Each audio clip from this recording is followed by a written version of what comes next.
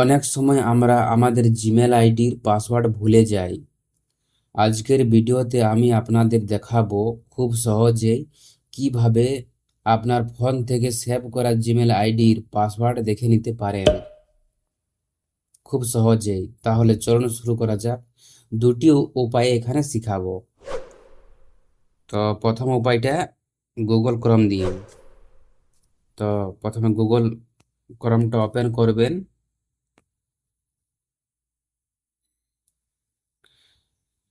তারপরে উপরে ডান দিকের কোণায় তিনটি ডট দেখতে পাবেন।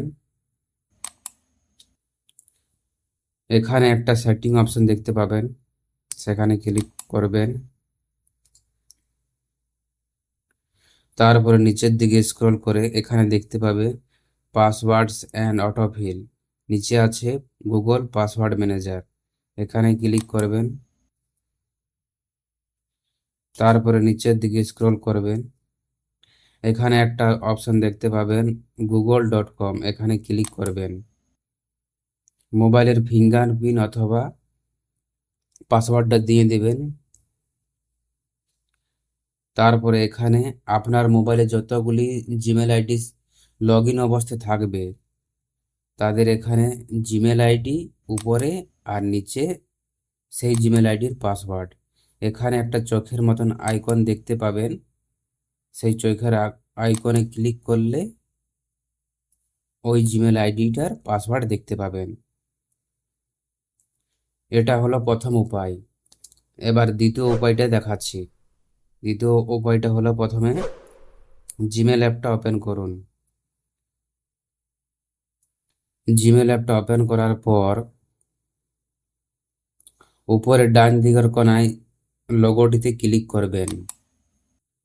তারপরে এখানে আছে আপনার যে জিমেল আইডিটা মেন, যেটা ফোনের সঙ্গে চালান, সেই জিমেল আইডিটা এখানে দেখতে পাবেন।